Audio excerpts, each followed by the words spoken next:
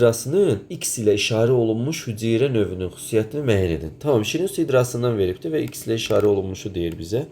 Burada dəri əzələ hüceyrəsi göstərilibdir. Yəni dəri əzələ. Bilirsiniz ki, dəri əzələ deməyimizin səbəbi odur ki, iki iş görür bu. Həm dəri kimi bədən örtür, həm də əzələ hüceyrəsi kimi yığılıb açıla bilir.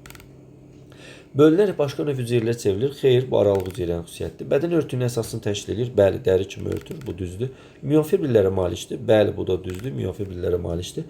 Bu hüceyrənin şəklini çəkirəm sizə. Baxın diqqətlə. Bax, bu qaydada olan hüceyrəmizdir. Və burada əsasında miyofibrillər olacaqdır.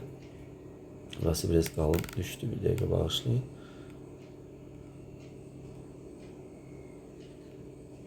Dəri əzələ hüceyrəsi. Miyofibrilli baxın. Bax, bu çəkdiyim miyofibrildir. Bax, buradan yazıram.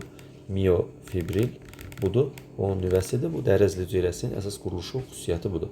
Sonra sinir hüceyrələrinin impulsları qəbul edilir. Əlbəttə, sinir hüceyrəsi impulsu göndərir əzələ lifinə və burada yığılıb açılması təmin olunur. Boşluq daxili əzmdə iştirak edir. Xeyr, bu daxili qat hüceyrəsidir. Zəhərli dolu kapsul, bu da dalayıcı hüceyrənin xüsusiyyətidir. 2, 3, 4 düzgün cavabımız olacaqdır.